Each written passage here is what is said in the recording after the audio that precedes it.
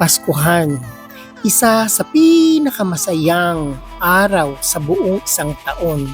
Kaya wag nating palalampasin ang araw na ito na magpasalamat na may galak at excited tayo sa bawat araw na ating pagdaraanan ngayong Kapaskuhan dahil di ba nga may Christmas countdown. Kaya sa bawat countdown o sa bawat araw na papatak sa pang-araw-araw na pag-iintay natin sa Kapaskuhan, ano pa hinintay natin kundi tayo ay magbigay saya sa ating sarili, sa ating kapwa, sa ating kapaligiran. Dahil, di ba, ang bawat paligid ay punong-puno ng palamuti na nagbabadya ng kaligayahan sa atin. Kaya sa kapanahunan ng kapanganakan, yan ang isi-share ko dito sa aking My Journal in Motion sa Love, Life, Me, Myself and I dito sa Alexander YouTube channel. Kaya kung hindi ka pa nakasubscribe, subscribe ka na para updated ka sa aking mga ganap. Kaya ayan, dito kami sa Christmas Village dito sa Baguio City sa Country Club. Ang kanilang Christmas Village, syempre, dinarayo ito ng mga taong umaakyat dito sa Baguio. Isa ito sa mga nasa listahan ng kanilang pupuntahan. Kami din, di ba? Inuna namin ang pagpunta dito sa Christmas Village kasi nga dahil syempre sa isang buong taon, December lang nila binubuksan itong Christmas Village dito sa Country Club. Syempre, damang-dama mo na ang Kapaskuhan. Di ba ang hatid lang naman ng Kapaskuhan o ang hatid ng Kapaskuhan ay ang galak na nagmumula sa ating mga puso at sa ating mga taong nakapaligid sa atin dahil dama rin nila ang presensya ng pag-ibig na nagmumula sa Panginoong isinilang.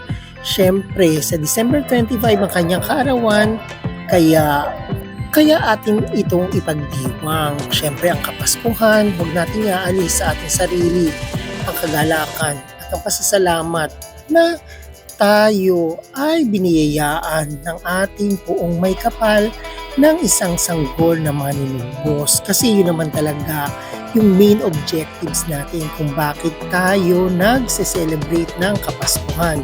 Ang pagsilang ng anak ng manunubos. Siya yung tutubos sa ating sa buong mundo. Saka sulok-sulukan man ng mundo, dadamihin natin ang kanyang presensya na tayo'y kanyang tutubusin sa ating mga nagawang kasalanan ng salit-saling lahi. Pero ngayon, dahil nga tinubos na niya ang ating mga kasalanan, dapat tayo ay maging matuwid at magpakabuti sa mundong ito. Kaya itong Kapaskuhan na ito, it's a celebration ng ating Panginoong isinilang sa mundong ibabaw. Kaya ang buong sangsinukob ay siyang nagbubunyi. Hindi man natin mawari ang bawat isa sa atin na kagalakan, kaya sa bawat Kapaskuhang darating sa ating buhay, gawin na natin itong masaya. Gawin na natin itong kapaki-pakinabang sa bawat isa. Bigay na natin ang kapatawaran, ang pagmamahalan sa isa't isa. Dahil dito tayo ay kinalulugdan ng ating Panginoon para sa kanyang kalwalhatian. Dahil yun ang kanyang objective sa mundong ibabaw na tayo ay pagkaisahin, di ba nga? Give love on Christmas Day.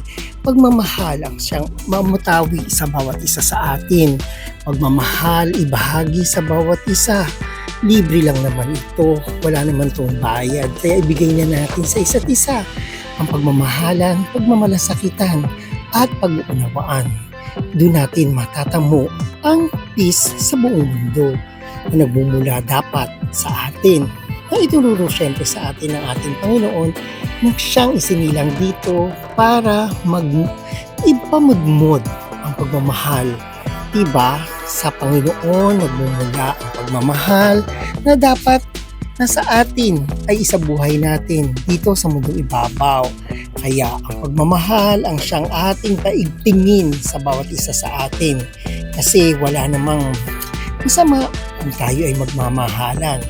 Dahil ito nga ang itinuro sa atin ng Panginoon, ang pagmamahal sa isa't isa. Kaya ano pang hinihintay natin? Ngayong Paskuhan, irigalo na natin sa bawat isa ang pagmamahal na siyang karapat-dapat at parang deserve naman natin yun. Mamahalin natin ang ating kapwa at mamahalin din nila tayo pabalik dahil wag na natin palampasin. Iparamdam na natin sa isa't isa ang pagsilang ng ating Panginoon sa mundong ibabaw ay siyang pinaka-importanteng bagay kung bakit tayo nagse-celebrate ng Kapaskuhan. Ang pagsilang ng manunubos na siyang tutubos sa ating mga kasalanan. Kaya ano pang inintay natin ngayong Kapaskuhan? Kundi magbigay ng ating mga ngiti, pagmamahal sa isa't isa. Dahil dito tayo ay siyempre kalulugdan tayo ng ating Panginoon dahil ito naman yung gusto niyang mangyari. Ito yung maaring malaking regalong ibibigay natin sa Kanya. Yung pagmamahal na itinuro niya. Hindi ba? Ang tawag nga dito ay yung pay it forward. Ibinigay niya sa atin ang pagmamahal, ibigay na natin ito sa ating kapwa-tao para ibigay din nila ito sa ibang tao na nangangailangan ng pagmamahal. Siguro nga kung pagmamahal nga lang ang namumutawi sa buong mundo, wala nang panganib o lungkot o yung mga away-away na nararamdaman ng isa't isa. Wala nang puot, kundi pagmamahal na lang sa bawat isa sa atin. Kaya ngayong Kapaskuhan, atin ang damhin ang pagmamahal ng ating Panginoon na nagmumula sa kalangitan dahil siya isinilang sa payak na pamamaraan. Kaya i-celebrate natin ang Kapaskuhan ng simple, gaano man kasimple ito, dahil magiging mataos sa puso natin na mararamdaman ang ating mga pangangailangan na pagmamahalan, yun nga, at pagmamalasakitan at pag-uunawaan sa isa't isa. Dahil ang pinaka-importante ay ang pagmamahalan at pagsasakripisyo ng ating kaligayahan na ibibigay natin sa mundong ibabaw sa ating sangsinukob. Ibigay na natin ang lahat ngayong Kapaskuhan. Kaya sa inyong lahat, maligayang Pasko at manigong bagong taon. Ihayag na natin sa buong mundo ang ating pagmamahal sa isa't isa. Kaya thank you for watching and God bless!